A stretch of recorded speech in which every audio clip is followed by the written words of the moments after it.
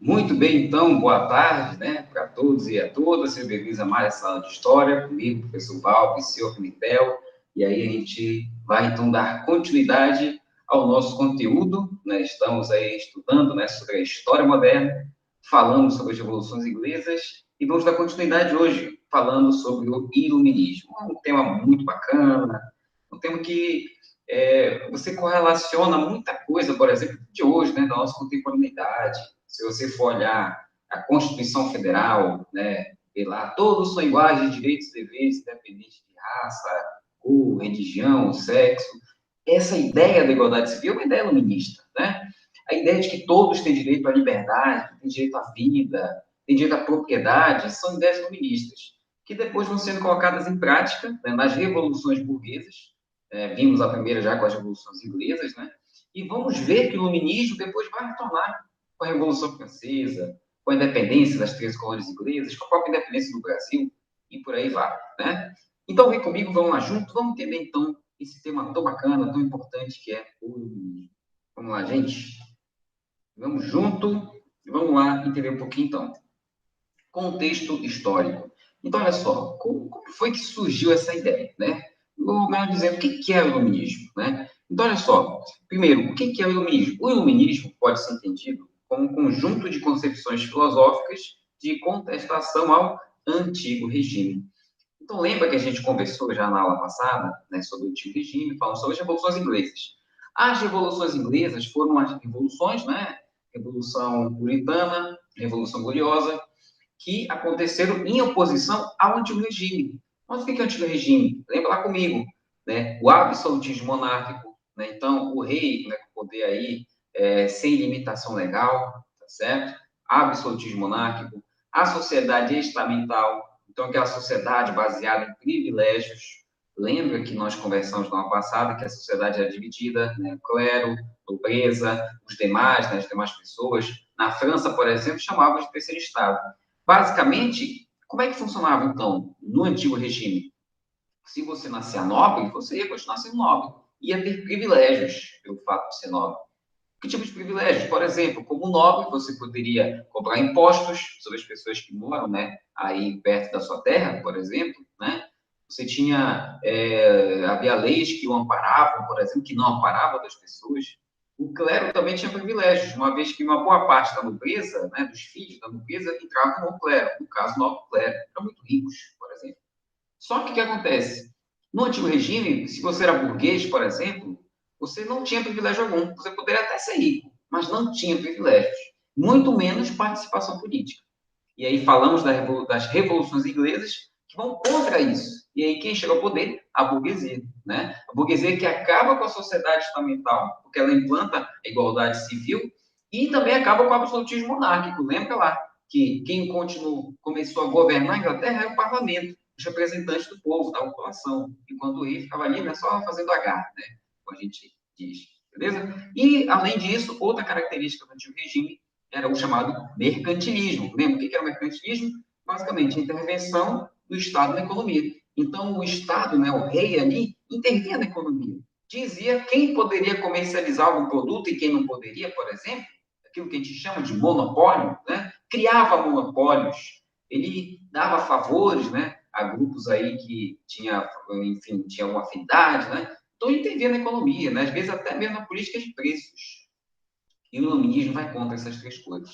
O iluminismo é contra o absolutismo monárquico, é contra essa sociedade estamental, por isso que é a favor da igualdade civil, todos sejam iguais perante a lei, né? Fim de privilégios, tá certo? E o iluminismo vai contra o mercantilismo também. O iluminismo vai propor uma outra política econômica, que a gente chama de liberalismo econômico. Né? Então, sem intervenção do Estado na economia. A economia sendo regida pelas chamadas leis naturais do mercado. Beleza? Então, o iluminismo surge como um conjunto de pensadores, de ideias, né, que vão contra o antigo regime. Beleza? Surgiu aqui no final do século XVII e ao longo do século XVIII.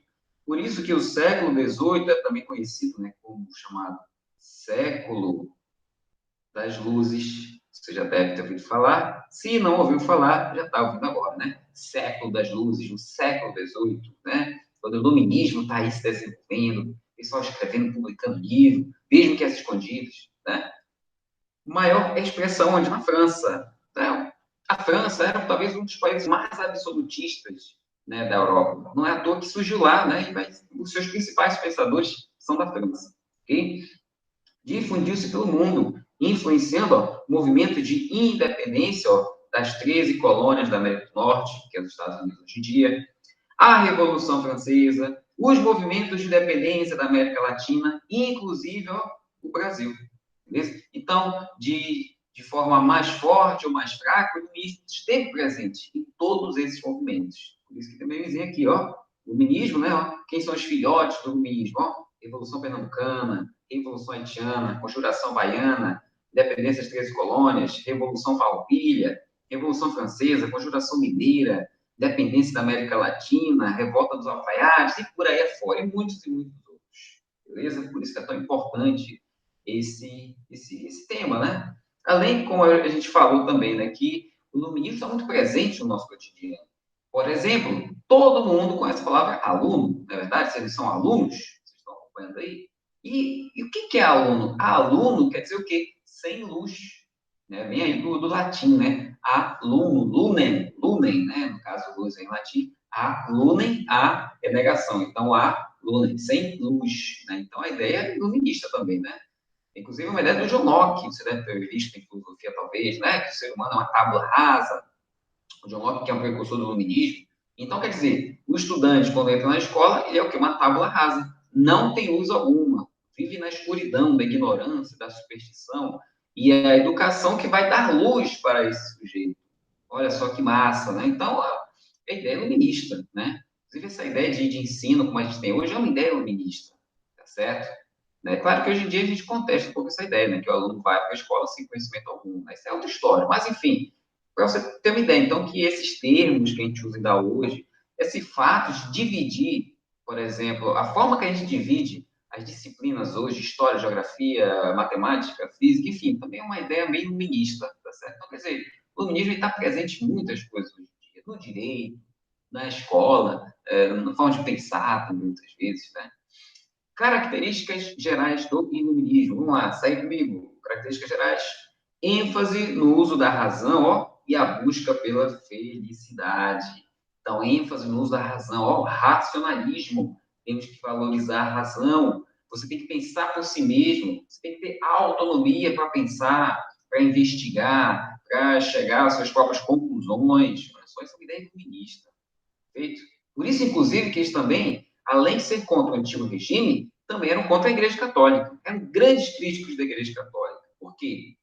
Eles entendiam que a Igreja Católica limitava o nosso pensamento ao impor dogmas, né? Ao impor o medo do inferno, por exemplo. Então, tudo isso limita o pensamento da pessoa, do indivíduo. Por isso que os iluministas, né, vão criticar também a Igreja Católica. Beleza? ênfase no uso da razão, a busca pela felicidade. Olha só, hoje em dia, quem não quer ser feliz, né? Olha, até a mesma ideia de felicidade é uma ideia iluminista também. Okay? Iluminismo, desdobramento do Renascimento e também da Revolução Científica. Talvez você tenha estudado no passado, né, sobre o Renascimento, o antropocentrismo, o ser humano, o centro da razão, que mais? O classicismo, a valorização da cultura greco-romana, o hedonismo, a valorização dos prazeres terrenos espirituais, que mais que a gente pode colocar? O individualismo renascentista, que é a valorização do seu eu, da sua individualidade, né? Que deve se desenvolver.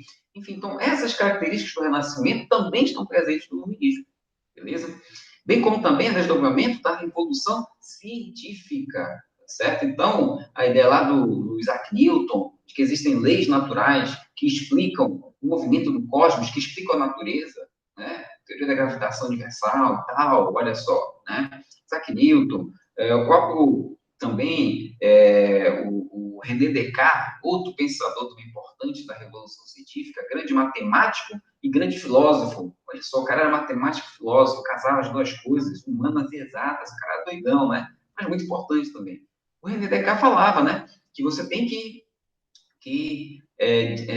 não discordar, mas desconfiar de tudo. Né? Você tem que duvidar de tudo, melhor dizendo, até alcançar a verdade das coisas. Então, olha só, você tem que duvidar de tudo, não tem que acreditar em tudo que você vê, né? Não é que nem hoje em dia, a pessoa vê uma mensagem no Zap, opa, é verdade, está no Zap, né? O René Descartes, se estivesse vivo, eu falar, olha, deixa de ser besta. É assim, cara, você tem que duvidar de tudo. Duvide de tudo. Duvide do que você vê na televisão, duvide do que você vê na internet, duvide do que você vê no WhatsApp. Busque a verdade. Né? Então, perceba, esses pensamentos, eles que surgiram um século antes, né, mais de um século antes, vão também, né, vão também influenciar muito, né, o iluminismo. A gente pode até mesmo dizer que, assim como Newton, René Descartes estavam preocupados com a filosofia, né, com a física dos corpos, o que acontece? Da mesma maneira que eles vão estar preocupados em entender esse mundo natural, os iluministas vão estar procurados em entender esse mundo político, esse mundo social, e vão utilizar esses mesmos princípios, né, da dúvida, esses princípios de leis naturais, para explicar a realidade. E é com base nisso que eles vão contestar o antigo regime. Ao ver o antigo regime como algo que é antinatural, ao ver o antigo regime como algo que limita a nossa capacidade de pensamento. Então, se nós valorizamos a razão, temos que acabar com isso. Beleza? Tem um cara chamado Immanuel Kant, que no século, já no início do século XIX, ele vai dizer, né? Ele vai cunhar o termo Aufklärung. O que é o Aufklärung? É o iluminismo, em alemão, no caso. Ele era prussiano, para ser mais exato, né? E aí o Kant, ao falar do iluminismo, ele vai falar, né, que é o esclarecimento, né? Que é o uso da razão na busca pelo pensamento autônomo. Então, o Kant, ele vai cunhar esse termo iluminismo, né? Vai consagrar, então, essa ideia, né, das luzes da razão contra as trevas, da ignorância, da superstição, de tudo aquilo que limita o nosso pensamento autônomo, que nem aqui nessa ilustração que você tem, né? A liberdade lança raios contra a ignorância e o fanatismo. Ó. Então, as luzes da razão contra as trevas da ignorância, do fanatismo, do absolutismo, da Igreja Católica, né? Crença na eficácia da razão, da educação e da ciência para melhorar a condição humana. Então, outro pensamento que a gente tem até hoje, que é o pensamento também iluminista. Olha só, então tudo a gente consegue, o progresso humano se dá, né? Pela eficácia da razão, da educação, da ciência. Todos têm que ter acesso à educação, na verdade. Para quê? Para que nossa sociedade progrida, saia da barbárie, né? Vá para o progresso. Claro que uma coisa que a gente não valoriza muito no Brasil, infelizmente, mas a gente sabe que tem que valorizar. Isso também vem do iluminismo, ok? O sentido da história é o quê? O progresso, né? Então, se o tempo é uma linha reta que liga o passado, presente e futuro, né? Aqui está o passado. Passado. Nós estamos, né, aqui no meio, né, o presente. E aí, o que está no futuro? Qual é o horizonte que nós temos no futuro? É o progresso, olha só. Outra ideia que nós temos ainda hoje, na verdade, que vem também do iluminismo, beleza? Valorização do individualismo, da igualdade jurídica, da meritocracia, como a gente falou, né? Então, do individualismo, o eu que devo buscar, né, me desenvolver plenamente, certo? Da igualdade jurídica, o fim dos privilégios, da meritocracia, todos têm que alcançar, então, seu mérito, tem que dar o seu melhor, e aí ser premiado por seu mérito, pelo seu valor pessoal, beleza? Defesa também da tolerância religiosa e filosófica. Então, todos têm que ter direito a pensar, né? E tem direito a seguir a religião também, que bem entender. Então, a defesa dessa tolerância, né? Que todos possam pensar o que bem entender, né? Seguir a religião que quiser. Também uma ideia iluminista, essa defesa, essa liberdade de pensamento e de crença. E tudo isso vai apoiar, por fim, né, o surgimento de uma ordem liberal burguesa. Esse que é o que vai surgir, então, né, já a partir do século XVIII, sobretudo no século XIX, tá certo? Essa ordem liberal burguesa, tá joia? E aqui, né, é um retrato de um salão, que acontece muitos membros da burguesia, quase mesmo da aristocracia, gostavam, né, dessas ideias iluministas, como eles tinham salões grandes, onde eles chamavam as pessoas para se banquetear, para comer, para beber, lá também eles discutiam essas ideias. Olha só que interessante. Os caras estão comendo um pedaço de frango aqui, discutiam uma ideia iluminista ali, depois tomavam uma taça de vinho, já discutiam outra ideia. É uma coisa sensacional, né? Então, muitas dessas discussões se davam nesses salões. Né? Para você ver, né? Que não é nenhum congresso, nada muito organizado, não. Eram nesses salões que as pessoas se reuniam para conversar, para socializar, é que se debatiam essas ideias. Foi assim que foi surgindo, né, que foi se difundindo, melhor dizendo, as ideias do iluminismo, ok? Bom, costumamos chamar, essa primeira parte, aqui dos precursores. E o principal precursor é, sem sombra de dúvida, um sujeito chamado John Locke. Tá joia? O John Locke é considerado o pai do liberalismo político. O que acontece? O John Locke, ele esteve presente lá na Revolução Gloriosa, lá na Inglaterra. Tá joia? E com base no que ele assistiu ali na Revolução Gloriosa, da assinatura da Bill of Rights, ele vai escrever, então, seus livros. E aí, nesses livros, ele vai discorrer sobre a sua principal teoria, que é o liberalismo político. Tá? Mas o que é o liberalismo político? Muito bem, o que ele dizia? Dizia o seguinte: cada pessoa, quando nasce, ela nasce com direitos naturais, certo? Direitos naturais. O que eram esses direitos naturais? Eram a vida, a liberdade, bem como também a propriedade. Então, perceba bem, para o John Locke, cada pessoa, quando nasce, certo? Cada pessoa, ao nascer, ela nasce com seus direitos já adquiridos, com seus direitos naturais, que é a vida, a liberdade e a propriedade, tá joia? Direitos naturais. E aí, o que acontece? Ele dizia também o seguinte: antes de existir o Estado, as pessoas viviam, então, né, com a insegurança generalizada, com uma violência generalizada, por conta disso que os indivíduos decidem assinar uma espécie de um contrato social, tá certo? Ele é tido como um contratualista. Por quê? Ele diz, então, que as pessoas decidiram se organizar em torno de um contrato social, ou seja, firmar um acordo. Por esse acordo, eles criavam o Estado, ou seja, através do contrato social, se criava o Estado, as leis, os governantes, assim vai, tá certo? Só que o Estado ele tem a função de fazer o quê? De defender os direitos naturais. Então perceba que ele é contra o absolutismo. Porque no absolutismo, o rei ele é rei por vontade de Deus, ele governa como bem quiser, ele é um déspota. Para o John Locke, não, epa, não é bem assim. Para o John Locke, o Estado tem que existir para defender os direitos naturais dos indivíduos, certo? Logo, também assim os governantes. Por isso que ele dizia o seguinte: o governo, para John Locke, é o depositário do poder político dos cidadãos. Certo? Tinha que defender os direitos naturais dos cidadãos. Só que ele dizia também: se por aventura, se por um acaso, esse governo não defendesse os direitos naturais dos indivíduos, os indivíduos teriam chamado direito de rebelião. Ou seja, teriam o direito de tirar esse governante e colocar outro que respeitasse os direitos naturais. Então, se porventura um Estado tivesse governante, fosse um déspota, sei lá, mandasse prender as pessoas, não gostei da tua cara, prende esse cara, manda lá para a masmorra, deixa apodrecendo lá, porque não gostei do que ele falou, não gostei do seu pensamento. Opa, esse cara está atentando contra a liberdade dos indivíduos. A liberdade é um direito natural que é sagrado. Ninguém pode atentar contra o direito à liberdade. Logo, esse soberano, esse governante tem que ser deposto, porque ele não está respeitando os direitos naturais dos indivíduos. E se ele não respeita esses direitos, não tem por que estar lá. Liberalismo político, John Locke, tá certo? E aí o que acontece? Isso é uma ideia que está presente na nossa ideia de democracia, né?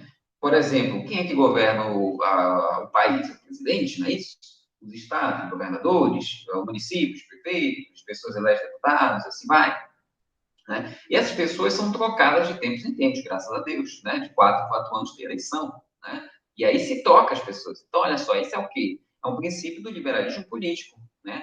Então, esses governantes, enfim, essas autoridades têm que ser trocadas, né? De tempos em tempos. E se porventura fizerem alguma coisa errada, já sai antes de terminar o mandato, não é verdade? Ideia do João Lopes. Tá joia? Vamos lá, então? Na economia, também nós temos um pensamento muito importante aqui. Na economia, veja bem, os iluministas do campo da economia vão defender a liberdade de comércio, a liberdade de mercado, certo? A liberdade econômica. O primeiro grupo das pessoas que vão defender essa liberdade, né, de atuação na economia são chamados fisiocratas, tá joia? Os fisiocratas. Bom, o principal nome dos fisiocratas, o François Quesnay, ok? Esse sujeito vem aqui. E o que o François e seus colegas fisiocratas diziam? Primeiro, eles criticavam o intervencionismo estatal na economia, tá joia? Criticavam o intervencionismo estatal na economia. Isso que eles chamavam de mercantilismo, tá joia? Então, perceba, essas práticas que já existiam não tinham um nome exato. Quem vai chamar de mercantilismo vai ser essa galera. E vão dizer, olha, isso é mercantilismo, isso está errado, porque a economia tem que ser livre. E aí o Quesnay teria criado, então, essa célebre frase, né, que talvez você já tenha visto em algum lugar, né? Laissez-faire, laissez-passer, le monde va de lui-même. Falta um, na verdade, aqui, né? Que é o laissez-faire, laissez-aller, laissez-passer. Falta o laissez-aller aqui. Mas, enfim, você deve entender, eu acho, né? Ou não. Enfim, que caramba que a pessoa está falando? É o seguinte, ó. Deixar fazer, deixar passar, que o mundo vai por ele mesmo. Aí complicou tudo. Gente, o que ele está dizendo aqui, em outras palavras? Que a economia não tem que ser regulamentada pelo Estado. A economia tem que ser livre, regida por suas leis naturais de mercado, certo? A ideia dos iluministas. E aí, outra coisa, por que eles são chamados de fisiocratas? Fisiocratas, né, vem de physis, né? Physis. E aí, por que Physis? Por que fisiocratas? Eles acreditavam que a principal fonte de riqueza das nações, dos indivíduos, era a natureza, sobretudo a agricultura. Então, os fisiocratas acreditavam que a fonte da riqueza era as atividades econômicas, né, que explorassem recursos naturais, como a agricultura, como a mineração e companhia, certo? Isso geraria riqueza. O comércio, então, ele não gera riqueza, ele só transporta a riqueza das mãos de um para as mãos de outro, segundo os fisiocratas. Bom, percebo que a ideia está meio bugada, né? Um negócio meio estranho. Não é à toa, porque quem é mesmo o cara que depois vai desanuviar tudo isso é o Adam Smith, ou Adam Smith, tá certo? Adam Smith. O Adam Smith, que é esse sujeito aqui, ele é um economista escocês, e ele é grande representante do liberalismo econômico, também chamado da escola clássica da economia, tá certo? Inclusive, aqui surge o termo economia. Economia. Economia quer dizer o quê? Administração do lar. Nomia, administração, eco, o lar. Economia é o quê? Você saber administrar o lar, gerir o seu lar, tá certo? De eco, também tem outros termos, né? Como ecologia, né? Você conhecer o lar, né? Que é o meio ambiente, ecumênico, casa comum e tal. Então, veja, o Adam Smith vai ser o grande representante da escola econômica clássica, tá joia? Grande defensor da liberdade de mercado. Ele defendia que a economia se autorregulava através de mecanismos de autorregulação econômica, nas chamadas leis do mercado. A lei principal, a mais conhecida, a lei da oferta e da procura, que você deve conhecer. Se tem um produto, né, se tem muito produto no mercado, tem pouca procura, o que acontece com o preço? O preço cai. Opa, Vinícius chegando aí, seja bem-vindo, Vinícius. Então, segundo a lei da oferta e da procura, se tem muita mercadoria, né, pouca procura, o que acontece com o preço? O preço despenca, né, o produto se desvaloriza, certo? Porém, se tem pouco produto, né, disponível, né, e tem muita procura, o preço sobe, né, o preço vai lá para cima. Né? O exemplo clássico, né, se bem que isso foi pilantragem, mas serve como exemplo, né, um exemplo bem exagerado. Quando começou a pandemia, todo mundo correu para comprar álcool em gel, né, álcool 70, e o álcool começou a sumir. E você tinha casos de gente que vendia um vidrinho de álcool de 500 ml, às vezes 300 ml, por 20, 30, 40 reais, um absurdo, crime, né, contra o consumidor. Depois o convencia o negócio, enfim, depois as coisas foram se ajeitando, né, aí voltou o preço decente. Para você perceber, então, o Adam Smith, então, dizia que o que deveria regular o mercado era apenas a lei da oferta e da procura, tá certo? Outro exemplo também, passagem aérea, né, em tempos normais, por exemplo, uma viagem daqui para Belém, ela, sei lá, média de 500, 600 reais, mas quando chega outubro, passa 1.000, 2.000, 3.000 reais uma passagem. É claro que isso também é um atentado, né, contra os direitos do consumidor. Mas isso só para você perceber, então, né, a lei da oferta e da procura. Se tem muita mercadoria, pouca procura, o preço cai, né? Se tem pouca mercadoria, muita procura, o preço sobe, mas chega, né, lá na atmosfera, de tão alto que chega. Então, Adam Smith dizia que isso era a única coisa que deveria regular o mercado, a lei da oferta e da procura. Isso que também ele chamava de mão invisível do mercado, né? Que é o que? Essa lei que é invisível, que regula secretamente as coisas, mas que são leis naturais do mercado, que é a única coisa que deve intervir no mercado, e não o Estado. Muito bem, mão invisível. E aí, para terminar o pensamento de Adam Smith, qual é a maior fonte de riqueza? É o trabalho, tá certo? Então, ao contrário dos fisiocratas, que a gente acabou de falar, que dizia que a origem da riqueza estava na natureza, para Adam Smith, a maior fonte de riqueza era o trabalho. Então, tudo que você põe no trabalho, tudo isso que você, enfim, tudo que você modifica na natureza é trabalho. E é o trabalho que gera riqueza. Qualquer tipo de trabalho vai gerar riqueza, tá certo? Então, é a gênese do pensamento econômico moderno, depois vai servir, né, para outros economistas fazerem, né, também seus pensamentos, suas teorias econômicas. Então, Adam Smith, grande representante do liberalismo econômico, ok? Muito bem, seguindo adiante, nós estamos aí falando dos pensadores iluministas, tá certo? Essa pensadora não é tão conhecida, por isso que eu gosto de comentar dela, que é a Mary Wollstonecraft. Né? O que acontece? Geralmente, quando a gente estuda história, a gente só vê um monte de macho, né? Um monte de homem, né? Falando. E a Mary Wollstonecraft é importante por conta disso. Por quê? A Mary Wollstonecraft, ela é uma inglesa, tá certo? Uma escritora inglesa, uma filósofa, melhor dizendo. E ela defendia que ambos os sexos possuíam as mesmas capacidades racionais. Olha só, galera. Naquele tempo, acreditava-se que as mulheres tinham uma capacidade inferior aos homens, uma capacidade racional inferior aos homens.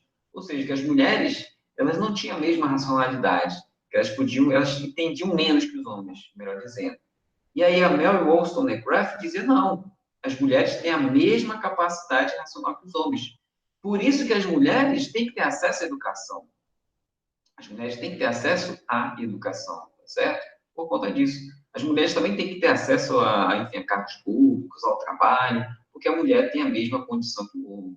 A mulher não pode ficar privada ao lar, ao cuidado dos filhos. Não, ela tem que ter as mesmas oportunidades, certo? Ela defendia o acesso das mulheres à educação, certo? E além também que ela criticava os papéis sociais impostos às mulheres. Então, por isso que ela é uma grande pensadora, a Mary Wollstonecraft. Ela é tida também como a chamada mãe do movimento sufragista feminino, né? Ou seja, o movimento exigindo o direito das mulheres ao voto, o movimento sufragista, tá joia? Considerada então a mãe desse movimento, que depois vai tomar fôlego mesmo, né, final do XIX, início do século XX, lutando pelos direitos das mulheres aí ao voto, beleza? E aí, olha só, galera, então perceba, até então a gente está falando das ideias do iluminismo, ok? Antes da gente continuar com os pensadores, é importante falarmos um pouco sobre a enciclopédia. O que é enciclopédia? Todo mundo deve ter visto aí, sei lá, na casa da avó, tio, da mãe, enfim, né? Aquele monte de livro grande, né? Capa vermelha, enciclopédia Barça, enciclopédia britânica ali na estante, só pegando poeira, só nem pega, né? Enfim, enciclopédia. Mas onde é que surge a enciclopédia? A enciclopédia, veja bem, é um conjunto de livros. E esses livros surgem com o propósito, né, de explicar o mundo sob as lentes, sob a ótica, sob a visão do iluminismo. Tá? Então, a enciclopédia vai servir como um importante meio de difusão, né, desse pensamento iluminista. Ok? Inclusive, ele é um pouco semelhante com outra coisa que vocês devem conhecer muito bem, que é o Wikipedia, né? Wikipedia, que é online, tudo que você escreve tem um artigozinho explicando o que é, nome de pessoas, né, famosas ou não tão famosas assim, né? Tem tudo na Wikipedia, né? Então, a proposta da enciclopédia era essa também, de explicar sobre tudo. Porém, claro, sempre sobre o ponto de vista dos iluministas, ok? A enciclopédia abordava diversas áreas do conhecimento e divulgava as ideias filosóficas e políticas do iluminismo. Era a grande proposta da enciclopédia. Organizadores, Denis Diderot e o Jean d'Alembert. Então, eles eram os organizadores da enciclopédia. A enciclopédia teve mais de 26 volumes, se não estou enganado, né? Mais de 140 autores. Entre esses autores, tinham pessoas como Voltaire, como Rousseau, como Montesquieu, outros pensadores iluministas. Então, por exemplo, você pegava uma enciclopédia dessa, vamos supor, e aí você pegava lá sobre política, né? O que é política? E aí lá, nesse artigo, ia falar sobre a política, sobre o ponto de vista dos iluministas, tá certo? Ia falar de toda a política como contrato social, e a política como a organização do Estado, que deve respeitar os direitos naturais dos cidadãos, tá certo? E se você fosse procurar outro artigo, por exemplo, sobre uma padaria, exemplo, né? Uma padaria. O que é uma padaria? Ele não ia só te falar que era um lugar que vende pão, mas ia falar que é um local onde trabalhador, né, o padeiro, ele congrega, ele confere valor à massa que ele fabrica depois da mistura de tais elementos, ele põe para assar, porém, depois que ele assa, ele não tem ali uma simples comida, mas ele tem ali uma mercadoria que ele compra, que ele negocia, que ele vende, tal, tal, tal. Então, tem todo o pensamento ali voltado para entender sobre economia, por exemplo, sobre o ofício, sobre o ponto de vista dos iluministas, o trabalho que gera riqueza, tá certo? Então, essa que é a proposta da enciclopédia. Um conjunto de livros que busca explicar sobre tudo que você imagina, porém sempre sob o ponto de vista dos iluministas. Beleza? Muito bem. E veja bem que essa enciclopédia, ela criticava muita coisa, obviamente, porque o iluminismo criticava tudo, né? Como a gente falou nisso na aula. O iluminismo criticava o absolutismo, a Igreja Católica, a sociedade estamental, né, que a gente comentou. Por conta disso que a enciclopédia foi proibida em vários lugares. Não só a enciclopédia, mas vários livros iluministas foram proibidos. Inclusive, lembra que a igreja criou lá no tempo da Contra-Reforma, né? Criou lá o Index Librorum Prohibitorum, né? O índice de livros proibidos. E a enciclopédia era um desses livros proibidos. A igreja não queria que as pessoas lessem, que as pessoas não teriam uma mentalidade crítica. Né? Assim como também vários estados absolutistas também proibiram a enciclopédia, a fim de que a população não tivesse uma mentalidade crítica e começasse a criticar os reis, tá joia? Então, por conta disso, ela foi condenada por vários governos, Igreja Católica, né, como subversiva.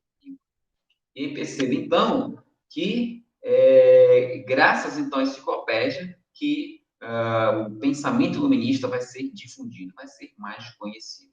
Beleza? Seguindo adiante, falando então um pouquinho ali dos pensadores, mais um pouco, né, dos pensadores iluministas. Um deles foi o Montesquieu, tá joia? Barão de Montesquieu. Montesquieu era contra o absolutismo monárquico, olha só, era contra o absolutismo monárquico. Afirmava que somente o poder poderia limitar o poder. Então, olha só lembrando que o absolutismo monárquico é aquele que, o quê? Aquele regime de governo, né, em que o monarca, o rei, a rainha, o imperador, imperatriz, enfim, eles não têm uma limitação legal, ou seja, não tem uma lei que limite o poder deles. Não, então, nesses estados absolutistas, esses monarcas, eles governam como verdadeiros déspotas, certo? Montesquieu era contra esse regime de governo. Por quê? Montesquieu dizia que o ser humano é péssimo, né? Se você dá poder para o ser humano vai abusar desse poder. É certeza absoluta. O que os indivíduos têm que fazer, então? Tem que pegar esse poder e dividir esse poder entre pessoas diferentes. E aí que surge a ideia da tripartição de poderes, ó. Os três poderes, legislativo, executivo e judiciário. Porque nas monarquias absolutistas, o rei praticamente ele tinha todos esses três poderes em suas mãos. E muitas vezes dizia, ó, isso aí não pode dar certo, tem que dividir esses poderes. Então divide, dá o legislativo para aqueles responsáveis por criar as leis, dá o executivo para aquele responsável por governar através das leis que são criadas pelo legislativo e dá para o judiciário a função então de julgar, né, os deslizes, os crimes, enfim, sempre com base nas leis que são criadas pelo legislativo. Leis essas que têm que estar acima de todos. Até mesmo o rei tem que obedecer às leis, certo? Tripartição de poderes, executivo, legislativo, judiciário. E essa divisão era o que garantiria o cumprimento das leis vigentes e a liberdade dos cidadãos. Então, foi Montesquieu que cria a ideia da tripartição de poderes.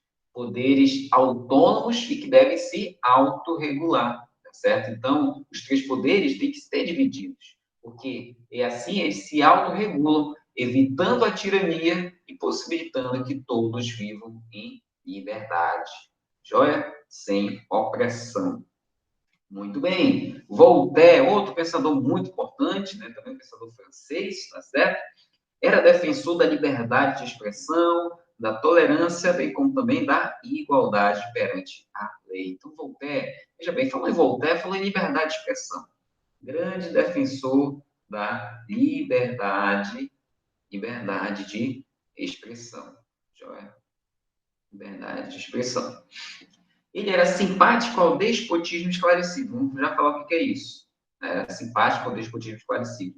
Ele era também grande crítico da Igreja Católica, bem como também da sociedade da corte. Então, falou em Voltaire, lembrou sempre da liberdade de expressão.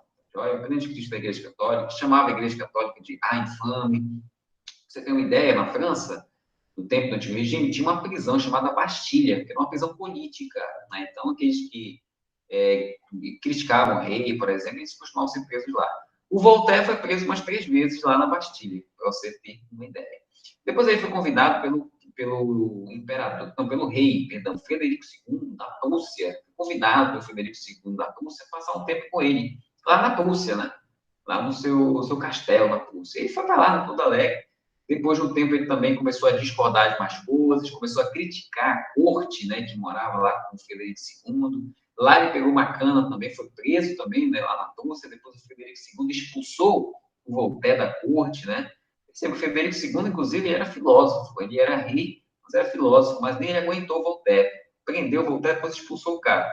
Só para você perceber, né, como Voltaire era um grande defensor da liberdade de expressão. Ele, sempre que ele tinha que falar, ele falava mesmo, né? E é isso, né? Um cara também muito importante aqui para o iluminismo, tá? Jean-Jacques Rousseau, veja bem, até então tivemos vários pensadores que estão alinhados, né, com a vontade da burguesia, né? Estão alinhados com a vontade da burguesia de acumular as riquezas, de defender a propriedade. E aí o Rousseau, ele é um cara diferente, né? O Rousseau, ao contrário dos outros, ele teve uma vida um pouco mais difícil, né? Economicamente falando, o pai dele era uma família muito simples. Inclusive, o próprio Rousseau teve que doar um dos filhos, porque ele não tinha condição de criar. Por que eu estou falando isso? Porque isso, de certa maneira, vai definir muito do pensamento do Rousseau. Vamos lá entender, então. O Jean-Jacques Rousseau escreveu várias obras. Entre as mais destacadas estão o Discurso sobre a Origem e os Fundamentos das Desigualdades entre os Homens e também, né, o Contrato Social. Tá? São as principais.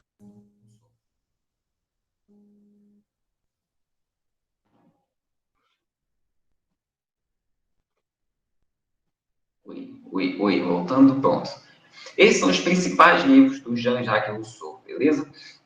E aí, o que ele fala nesses livros? Vamos lá. Nesse primeiro, que é o Discurso sobre a Origem, da desigualdade dos homens, ele diz o seguinte, que a propriedade privada é a raiz da infelicidade humana. Então, perceba, o que ele diz, o Rousseau? Que antes de existir o Estado, não existia propriedade privada, não existia nada. Perdão. Deixa eu só ver uma coisa aqui, rapidola.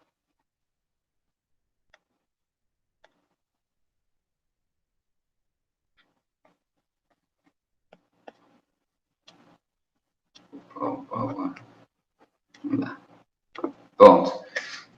Então, ele dizia que antes do Estado existir, não existia propriedade também, né?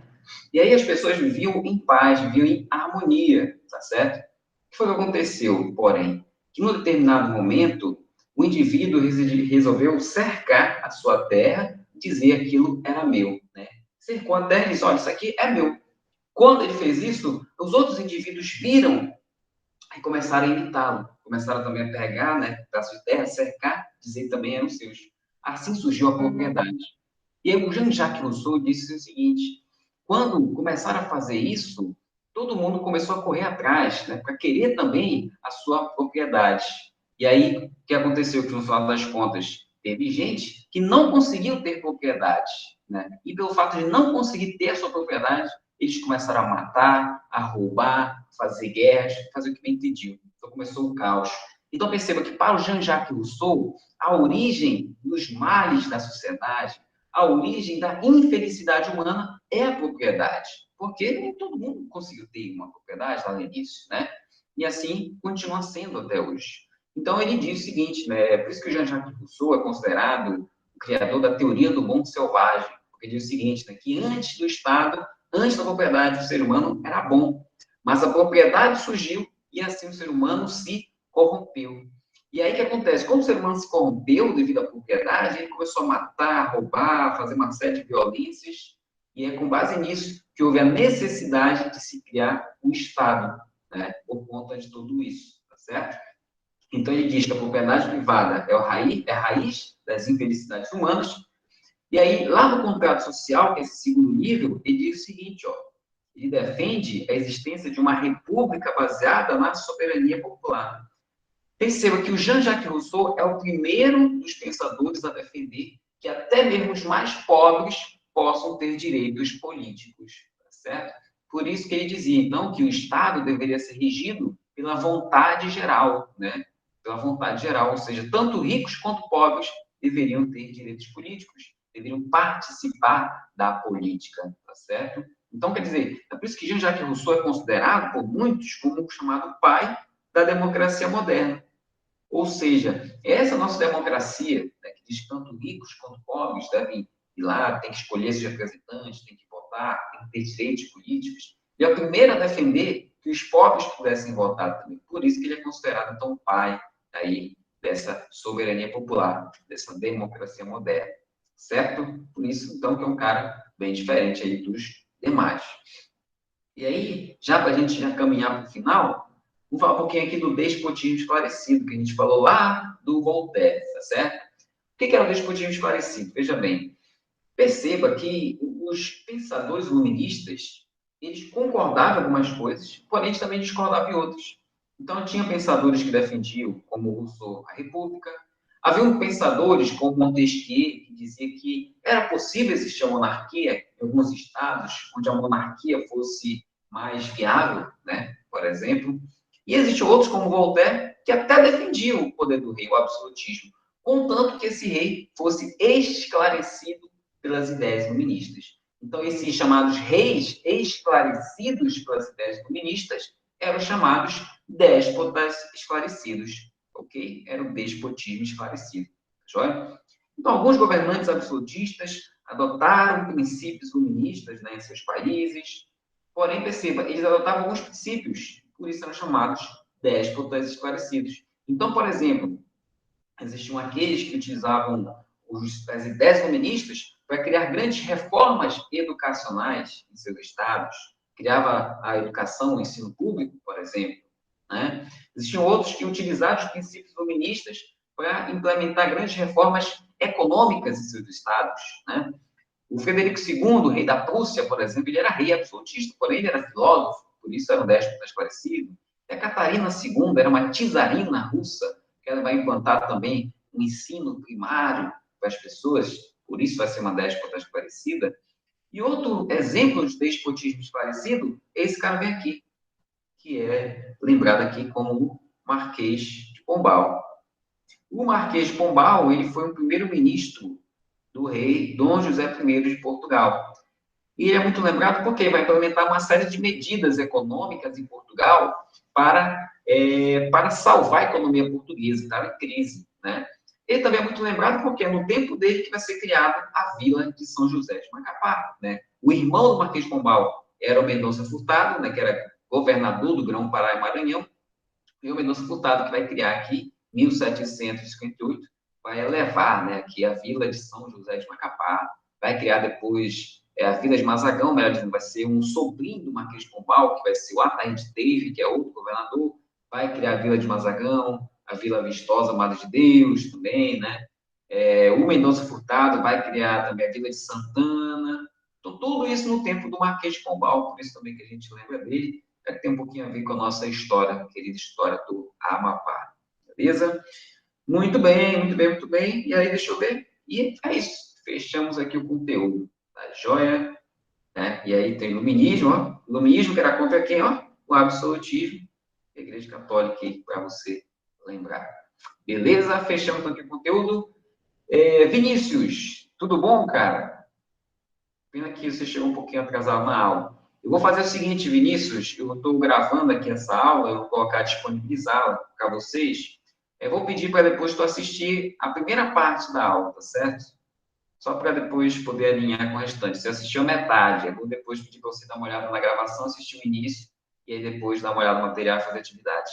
Tudo tranquilo, Vinícius? Tudo bem, professor? Beleza. Bom, então olha só, já vai dar 14h20, já vai acabar nosso horário. Então a gente fecha por aqui, tá certo? Lá no Google Sala de Aula já tem o nosso material. Você já acessou o Google Sala de Aula?